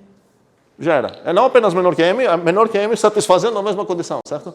Porque o M foi para ser o primeiro, vamos ver assim, contra exemplo, o primeiro cara aqui dentro, e eu achei um cara aqui dentro também que é menor ainda. Mas aí você falou que é o menor, né? Não é que existe, você já falou que só existe o N menor. Um segundo. A partir da hipótese que eu tenho que existem caras, não sei quantos, mas pelo menos um, existem caras entre 0 e 1, eu estou invocando o PBO aqui, para falar, então, de todos esses caras, que são positivos, inclusive, porque eles são todos maiores que 0, certo? Então, de todos esses caras, me dê o menor. É aqui exatamente o que eu preciso, aqui não é brincadeira, toda a minha demonstração depende desse uso do PBO aqui. Aqui é que eu preciso usar o PBO. A partir disso, eu sei que tem inteiros positivos que satisfazem essa coisa. Então, posso usar o PBO para falar, me dê o menor desses inteiros positivos que satisfazem essa coisa. E a partir disso, eu vou explodir o mundo, porque eu vou achar um cara menor ainda. Faz sentido? Ok, mais brigas, mais dúvidas, mais... Sim. Só com essas 4 linhas, então, o nosso programa já compilado. Sim. Aqui ficou um pouco duvidoso como falar. Não escrevi exatamente o que você precisaria usar no PBO, certo? Aqui você precisaria realmente definir tecnicamente o conjuntinho que você vai dar para o PBO. Certo? Porque o PBO está dizendo o que é? Que esse cara é bem ordenado. E vamos lembrar um pouco isso. O que significa pos é bem ordenado? Então, essa coisa, que raça é? Como? Para todo, aqui é universal. Para todo xão, certo? Subconjunto de pose. Eu vou escrever nessa forma agora. Se o xão é habitado, é equivalente ao que eu escrevi antes. Se o x é habitado, então x possui mínimo. Então, mínimo. Então, para voltar na dúvida da Beatriz, tecnicamente, lá no asterisco, eu preciso dar como argumento no PBO um certo subconjunto de positivos e ela vai fornecer para mim que, olha, se ele é habitado, então blá. Qual é o conjunto de positivos que eu vou dar para lá? O conjunto de todos os positivos tais que eles estão dentro do x1. Então, fornecendo isso como argumento para essa coisa toda, eu vou pegar a implicação que se esse cara é habitado, então possui mínimo. E eu sei que ele é habitado a partir dessa coisa. Então, esse cara é habitado. Aplicando isso nisso, eu ganho que ele possui mínimo. Possuindo o mínimo, eu tenho o direito de falar seja M o mínimo do blá. E um segundo, o que me permite escrever esse O? Unicidade. Unicidade de quem? O fato de você ser bem ordenado. Não. Unicidade do mínimo, certo? A gente viu que o min de A, certo? Se existe, ele é único, como a gente pode falar. Isso significa que tendo dois caras que merecem o nome, só um mínimo do A, na verdade são iguais. Um segundo está na fila Ian, assim. A gente sabe o que é um conjunto estar contido em outro? Como? A gente já definiu o que é um conjunto contido em outro? Muito boa observação, eu pensei que poderia escapar disso, ok? Na verdade é uma boa. Alguém gostaria de tentar definir essa coisa? Então, definição. O que eu quero definir agora é essa coisa aqui. Como vocês acham que faria sentido começar minha definição, primeira linha? Ok, muito bem. Normalmente, poderia falar sejam A, B, conjuntos de um certo tipo alfa que não sei quem é, para dar uma definição de subconjunto para qualquer coisa, certo? Mas, já que estamos interessados apenas em inteiros, eu vou definir essa coisa só para inteiros. Não vai mudar absolutamente nada, só que não quero complicar essa coisa. Então, sejam A ou B conjuntos de inteiros, o que dizemos que é blá blá? Vamos ficar na ordem. A subconjunto de B, certo? O que significa isso? Para todo azinho pertencente a A, azinho 2 pertence a B. Ok, eu vou cobrar nesse caso. Eu vou cobrar dessugarizar isso. Porque aqui tem açúcar. Por que tem açúcar? Porque tem essa sintaxe aqui de para todo tup pertencente a algo, blá blá. Quero só verificar que estamos lembrando o que isso significa.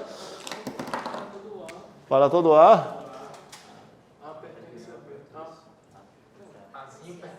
Se A pertence a B, se A pertence a A, implica que A pertence a B. Ok, só que não gostei do português lá. Se A pertence ao A. Não, se eu falar se, então, ok. Ou eu vou falar A pertence a A implica A pertence ao B, ou vou falar se A pertence ao A, então A pertence ao B, ok? Então, cuidado, aqui tem uma aplicação escondida, ok? Isso que significa subconjunto. Obrigado, eu tinha considerado o subconjunto meio que dá para empurrar abaixo do tapete. Ok, outras dúvidas? Sim, Ian. Então não precisaria demonstrar que esse conjunto está contido nos dois. Ok. A ideia é, se eu cobrar essas linhas 3 de demonstração, está imediatamente claras à tua cabeça como escrever. Se não, faz sentido escrever. Se são, não faz sentido escrever.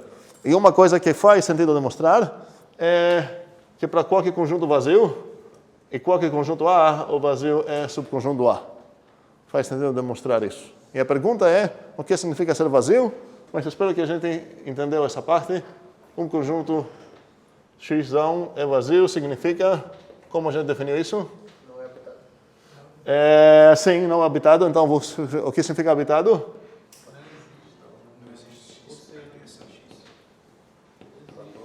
Porque aqui, seria correto escrever isso? Mas nesse caso, eu estou reduzindo essa definição para isso, eu preciso definir essa, certo? E isso significa o que é?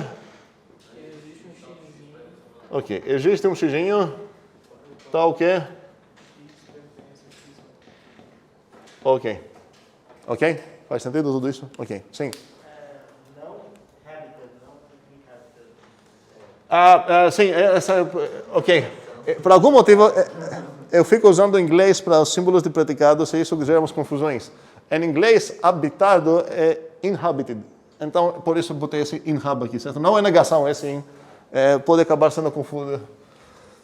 Se você escrever em português, essa palavra deveria ser vazio e essa deveria ser habitado, certo? Agora, escrevendo em inglês, seria empty e inhabited, ok? Próxima. Sim.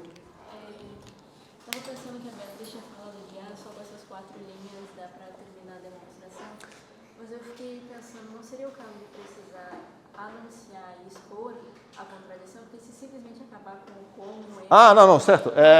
Não. Aqui faltou uma coisa, certo? Além do fato que essas linhas são meio compostas, não são low level, uma linha de código cada, mas estamos pouco subindo no nível para chegar no mid level. Aqui faltou realmente falar qual foi a contradição, certo? Então, aqui o que eu tenho? Eu tenho essas coisas aqui, certo?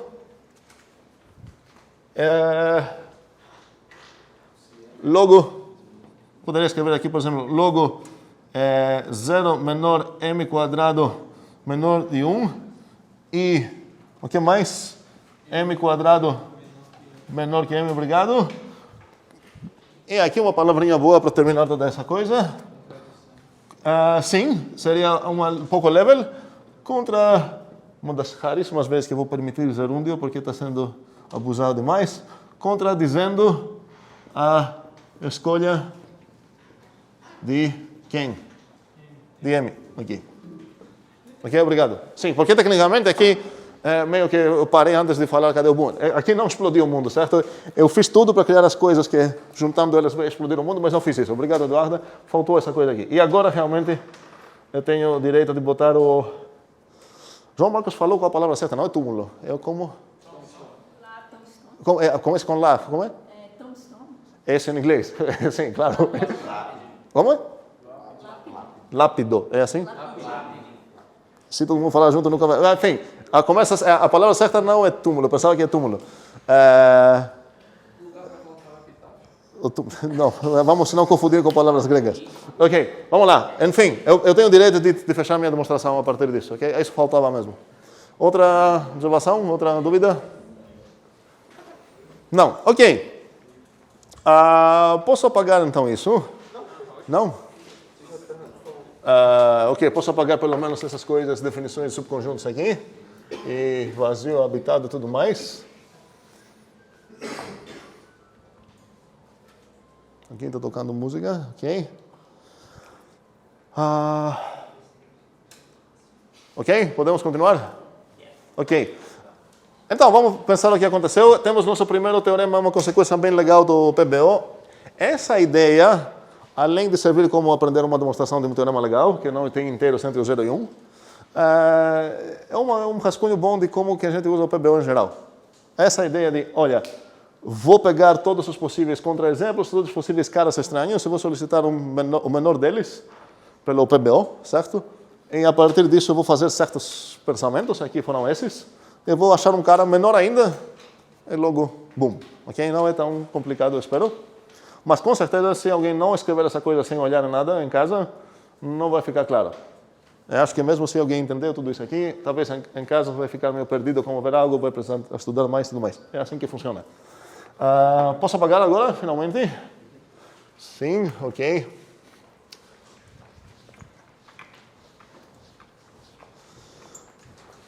Agora, talvez, seria um momento bom para falar um pouco sobre indução. Temos uma unidade inteira dedicada à recursão e indução, e a gente só vai entender bem indução e recursão na unidade 2. Mas também não faz sentido evitar essas coisas religiosamente como se fossem umas coisas intocáveis. Eu vou, nessa unidade, vamos focar numa forma de indução nos inteiros positivos. Então, se eu estou dentro do pos, eu quero saber o que significaria esse famoso princípio de indução. E a gente vai ver várias formas diferentes desse mesmo princípio. E quero discutir, de preferência, todas elas agora. Eu vou pedir para todos vocês, para cada um de vocês que viu pelo menos uma vez a palavra indução na vida, tentar apagar completamente toda coisa que entrou na cabeça sobre indução. Eu sei que não é fácil fazer isso. É bem fácil. Como? É bem fácil, porque ficou muito confuso. É bem fácil esquecer tudo sobre indução? Que já, ok. Especialmente para quem aprendeu um poeminha mágico do padre que primeiro isso, segundo isso, terceiro isso, acabou, esqueçam completamente essa coisa. Tem um poeminha, eu sei esse poeminha muito bem, ok? É terrível pensar dessa maneira sobre indução. Como falei, perfeito, quem nem viu nunca a indução está numa posição já bem à frente de quem já viu de uma maneira ruim.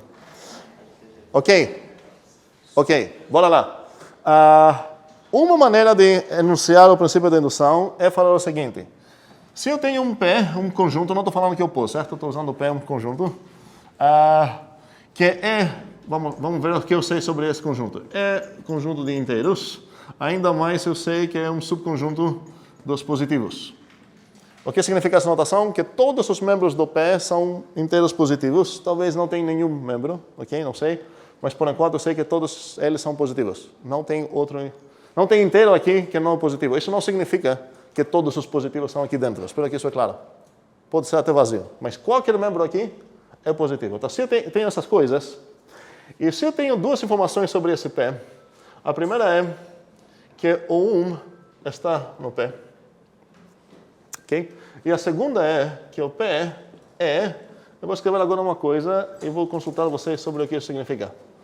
Mais um fechado.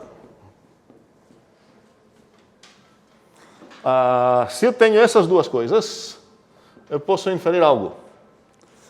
E eu não quero escrever com implicações, porque depois vocês confundem implicações, é minha culpa, então para eu não ter culpa nisso, eu vou escrever de outra forma.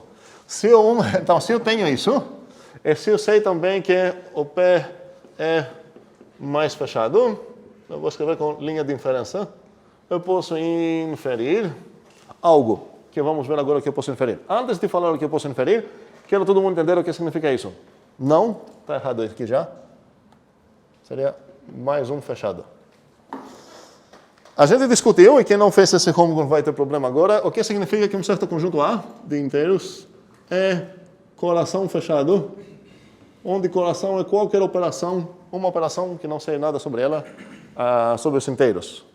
O que significa que o A é fechado sobre a operação coração? Que se você começar dentro do A, e pegar qualquer argumentos que você quer dentro do A para dar no coração, a saída do coração vai estar dentro do A ainda, não vai sair do A. O retorno, vamos dizer assim, para não falar saída e confundir com fechado. A gente viu muito bem o que significa mais fechado. Nosso primeiro exemplo foi isso. A gente demonstrou que qualquer conjunto que tem essa forma aqui é mais fechado, por exemplo. E como foi a demonstração disso? A gente fala, ok, me dê então dois qualquer membros aqui dentro. Eu vou somar esses dois, eu vou raciocinar e ver que, na verdade, a soma deles também está dentro do conjunto. A gente viu que o mesmo conjunto é menos fechado. E a gente viu que o mesmo conjunto é menos fechado. E a gente viu que o mesmo conjunto é vezes fechado. E preciso explicar por que escrevi... Talvez alguém tenha essa dúvida, porque eu escrevi duas vezes, ok? Porque esse menos aqui é binário e esse é unário, ou vice-versa. Temos dois menos aqui, ele é fechado tanto para subtração, quanto para o oposto, o inverso aditivo, certo? Que é chamado oposto às vezes, ok?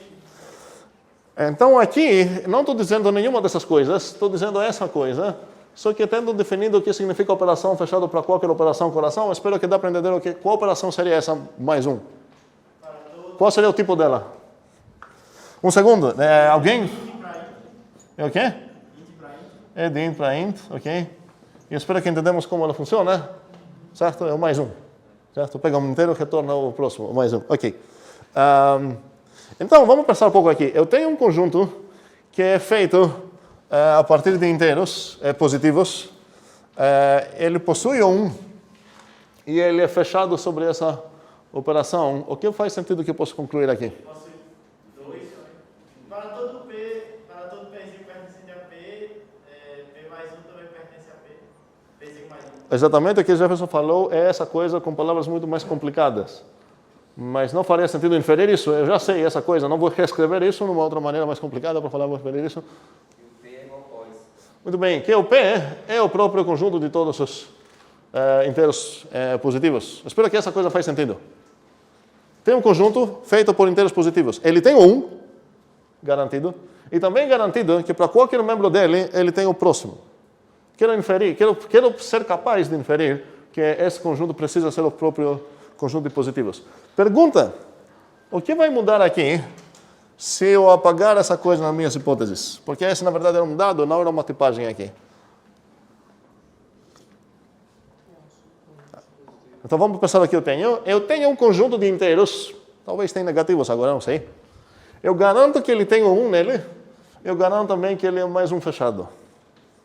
Se você não tiver que ter esse conjunto de positivo, pode ser que algum elemento de P não esteja no próprio positivo. Então ele deixaria de ser fechado. Mas mesmo assim eu consigo inferir algo legal aqui, que seria equivalente ao que eu fiz. Praticamente eu apenas apaguei algo aqui e ele vai alterar algo aqui. Qual que eu poderia inferir mesmo assim? Que P é um subconjunto dos inteiros. Que é o próprio... Um segundo. Um segundo. Que o P é um subconjunto dos inteiros eu já sei. Ok? A partir disso, o P é feito de inteiros, o P é um subconjunto de inteiros. Mas, E existe um subconjunto de P que também é subconjunto dos positivos, dos inteiros positivos? não. Poderia até pegar um vazio para falar sobre isso. Mas já tem que pertencer ao P, não tem como ser vazio. Dá um segundo. Esse aqui. Ah, é verdade. Como? Se tem um que pertence ao P, não Sim, mas aqui eu não quero inferir que existe um certo subconjunto, eu quero inferir alguma coisa bem direta sobre o P. Ian? Que o P é o próprio Z, o próprio conjunto dos inteiros. Ah, não. Um segundo. Vamos ver por que eu não posso inferir isso. Vamos dar um exemplo. Se o P, por exemplo, é o menos 3, menos 2, menos 1, 0, 1, e a partir disso todos, ele satisfaz isso, ele tem um como membro, ele é mais um fechado, qualquer cara que você vai fazer, o próximo é, mesmo assim ele não é os inteiros, mas sim. pós está contido em P. O pós, foi mal, Pedro, assim, tu ia falar a mesma coisa? Fala de novo, o pós? Está contido em P. Está contido nos inteiros. Em P. Ah, em P, certo, exatamente. Então, o P, esse conjunto que tem nas minhas mãos, tem todos os inteiros que estão dentro aqui. Talvez tem mais, como o meu exemplo aqui. Mas com certeza não faltou nenhum conjunto inteiro, nenhum inteiro nele. Essa notação em específico do contém com uma linhazinha embaixo, ela não tem uma diferença da notação sem a linha? Ok, vamos abrir essa parênteses também. Ok, tem uma confusão, vamos lá. Vou abrir parênteses, não tem nada a ver com indução, isso sobre a notação que estou usando aqui, certo? Existe o conceito subconjunto. E subconjunto próprio. E, muito bem, existe um conceito de subconjunto próprio. O subconjunto permite que os dois conjuntos são até iguais. O próprio está dizendo, não, pelo menos alguém faltou no conjunto da esquerda, certo? Agora, tem livros e escritores e matemáticos e tudo mais que denotam um subconjunto assim e o subconjunto próprio assim. Isso por quê? Porque lembra com menor igual, que permite até os dois caras serem iguais, ou estritamente menor, que corresponde a essa ideia. Tem caras que escrevem assim e assim, ou até assim, ok? Agora, qual o problema disso? Se você abrir um texto e você ver esse símbolo, você não sabe se você está falando com um cara assim ou um cara assim. A melhor solução de todas é nunca usar esse símbolo, simplesmente usar isso que só tem um significado e isso que só tem um significado, ok? Então a gente nunca vai escrever esse símbolo aqui, ok? Ficou claro? Ok. Não é questão de errado, só que evita confusões e diminui a parte das coisas que a gente precisa lembrar qual coisa a gente concordou, certo? Sim, Lucas. Porque isso não poderia ser tratado como implicação. Como implicação? Como assim? Essa definição. Essa coisa? Aqui tem uma candidata uma implicação.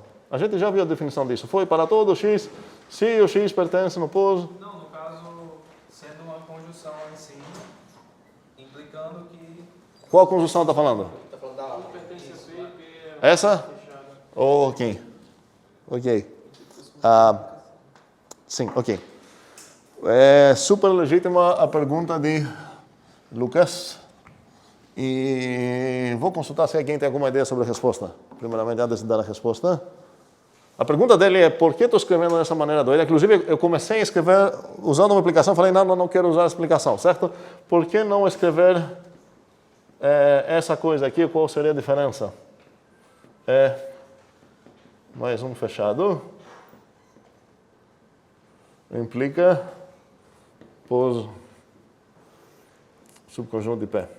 Então, em algum lugar, alguém está escrevendo o que eu escrevi lá em cima. Em outro lugar, alguém escreveu isso. Vamos pensar um pouco se alguém consegue imaginar alguma diferença.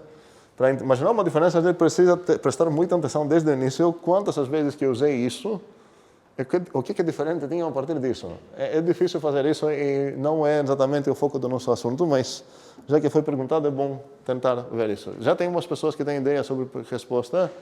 Beatriz? Você está tratando de dados?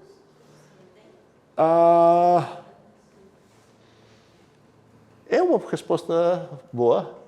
Não, com certeza não é muito clara, pelo menos imagino para Lucas entender o que isso significa, mas faz sentido o que a Beatriz está falando aqui, tem a ver com algo sobre isso. Quero ver mais respostas, Gustavo? Estamos um passo já perto da resposta, a partir da primeira resposta aqui. Sim? Não, deixa para lá? Ok. Estou com medo de dar um passo para trás. Que mal? Talvez eu me faça isso, vou dar uma outra, mas eu acho que é por causa que, apresentando da primeira forma, você indica que tem tipo um afunilamento, tá ligado? Uma quê? Afunilamento, não sei se você conhece a palavra. Claro que conheço, mas lembra para quem que não conhece aqui o que significa? O significado era mais complexo, você quebrou em partes. Não. Não seria o caso. Sim? Essa parte de cima dá para ver de baixo para cima e de cima para baixo. Ok, mas alguém poderia falar, tá certo isso também, aproximamos. Alguém poderia falar a mesma coisa aqui. Posso falar que essas coisas implicam isso, também poderia falar que essa coisa é implicada por essas. Temos diferença de type, de tipo. Qual tipo dessa coisa toda aqui eu escrevi? Prop, ok? Aqui não é prop. Essa não é uma proposição. Aqui estou denotando um certo comando, essa é chamada linha de inferências, é uma inferência que está acontecendo. Eu estou falando, a partir desses caras de dados, eu permito inferir isso. Podemos pensar então que isso tem a ver com o nosso sistema de comandos que a gente escreve demonstrações, e isso é uma proposição. O bom é que se eu tenho essa coisa nos meus dados, se eu conseguir essa proposição nos meus dados, mesmo se o meu sistema não me permite escrever essa coisa, eu posso fazer isso, certo? Porque basta eu ter esse dado, e agora eu satisfez toda a parte esquerda da implicação, então eu posso falar, vou dar essa coisa à implicação, eu vou receber de volta isso. É exatamente o que essa linha de comando ia fazer. Mas a diferença entre essas duas coisas é essa. Escrevemos então assim, nessa forma de inferência, é uma coisa, o que a gente consegue demonstrar a partir disso, e essa coisa toda não é uma proposição, certo? É uma regra de inferência. Pode pensar que se eu todas as minhas regras que eu tenho do nosso sistema, isso é um exercício bom para fazer em casa, escrever nessa forma de comandos. Vou dar apenas uma ideia. Se eu tenho, sei lá, P e Q, eu posso inferir o P. Qual o rótulo dessa linha de inferência? Não? Como? Extraia o quê? Não? Extraia? Left, certo? Tem mais um comando. Qual será outro comando? P e Q? Qual é esse comando? Extraia. Ok. Então, todos esses comandos eu posso visualizar dessa forma, certo? Ok. Então essa linha de diferença seria indução ou... Um segundo. Essa ideia que queremos ter aqui é uma maneira de usar indução. Então, indução vai nessa forma de conjuntos, vai acabar sendo isso que eu escrevi aqui. Espero que vocês lembrem o que eu tinha escrito aqui. Na verdade, foi essa, certo? E essa aqui. Entendemos, então, o que significa mais fechado. E espero que no nosso coração faz sentido inferir isso se eu tenho essas duas coisas. Se eu sei que uma está num conjunto, eu sei que o conjunto é mais um fechado, faz sentido inferir que ele possui todos os inteiros positivos. Ok? Mas isso faz sentido, não é convincente, não deveria ser convincente para ninguém. Precisamos demonstrar isso. Se a gente não conseguir demonstrar isso, a gente deveria adicionar aqui um axioma a mais. Só que não vamos não mentir. Às vezes eu vou mentir para vocês, mas essa não é uma delas. Essa é a nossa especificação inteira dos inteiros. Isso significa que essa coisa aqui é um teorema. Ou seja, eu posso demonstrar um teorema aqui que está começando assim, para todo P C de inteiros. Essa coisa. Eu posso demonstrar essa coisa como um teorema. Ok? Vou dar uma dica, vou deixar vocês pensar sobre como demonstrar isso. Isso está escrito no FMC Book, mas sugiro fortemente não olhar na demonstração.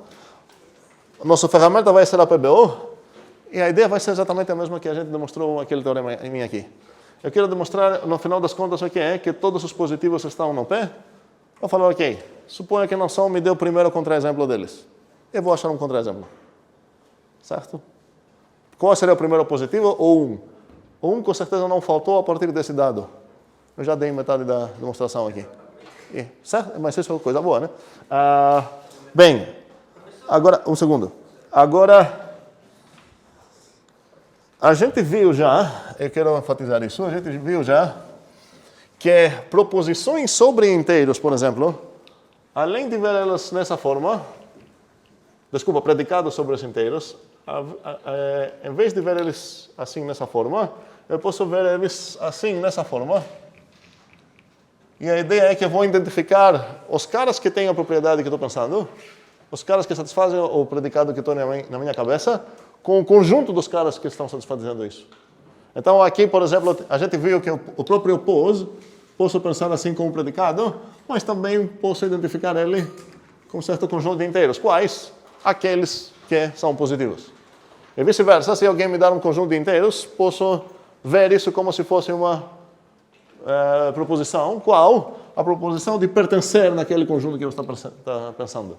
Então, esses dois caras eu posso meio que identificar num certo sentido. E faz mais sentido, muitas vezes, pensar, não sempre, na indução expressa usando predicados e não conjuntos, como eu fiz aqui. E nesse caso, a ideia seria, se você tem φ, que é de inteiros para prop, e você tem a informação que o 1 é legal, e você também sabe que para todo K, se o K é legal, então o K mais 1 também é legal. Você pode inferir o que vocês acham? Que o 2 é legal. Isso é muito pouca coisa. E todos os pós são legais. Exatamente. Para todo... desculpa, aqui está errado. Aqui preciso para todo K... Aí. Para todo K positivo. Okay? Então, aqui quero inferir que para todo N positivo... O que é? Exatamente. Aqui eu poderia escrever assim, para ficar mais consistente. Ficou claro para todos que é essa maneira mais padrão de ver indução, ok? Eu quero demonstrar, meu alvo é esse aqui. Para todo N positivo, o N tem uma propriedade feia, o N é legal. Aí eu falo o que basta, estou reduzindo o meu alvo para 2 novos alvos. Basta demonstrar isso, e se eu tenho essa regra, que ainda não tenho, mas se eu tenho essa regra, eu infiro essa coisa que eu quero e acabou. Ok? Faz sentido para todos? Ok. Temos mais uns segundos, que são preciosos. E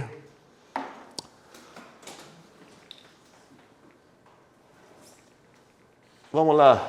Se eu sei que o 1 é legal e o 2 é legal, ok? Eu sei também que para todo K maior de 0, duas coisas. Se o K menos 1 é legal e o K menos 2 é legal, desculpa aqui, eu estou confundindo algo. Para todo K maior de 2, ok. Então, o φ de K é legal. O que faz sentido que posso inferir a partir disso? Novamente, é muito pouca coisa, se eu apenas inferir isso. Eu sei que o 1 é legal e o 2 é legal. Como que eu vou inferir o 3 que alguém falou aqui? Olha, para o 3, que é maior de 2, eu sei que caso que o 2 foi legal e o 1 foi legal, e sim foram, eu posso inferir sobre o 3, que é legal. E agora sobre o 4? Já que eu sei que o 3 foi legal e o 2 foi legal, eu sei sobre o 4. É sobre o 5? Então o que eu posso inferir mesmo? Novamente, quero inferir que para todo n maior de 0, φ de n. Aqui, a ideia... Maior de 0, né? Eu já garanti 1 e 2, porque eu vou excluir esse. Ok. Essa é chamada, vamos ver, a indução padrão, certo? A oficial original. Essa seria uma indução com 2 bases, e a gente vai ver mais ainda. Todas essas coisas, eu não demonstrei nenhuma. Eu estou vendendo ainda como ideias que seria legal ter no meu sistema. Mas a ideia é que todas elas vão ser demonstradas a partir disso. E uma maneira muito legal para fazer isso é demonstrar apenas a primeira e depois inferir as outras a partir da primeira. A gente vai fazer isso na próxima aula junto com mais coisas. Até segunda.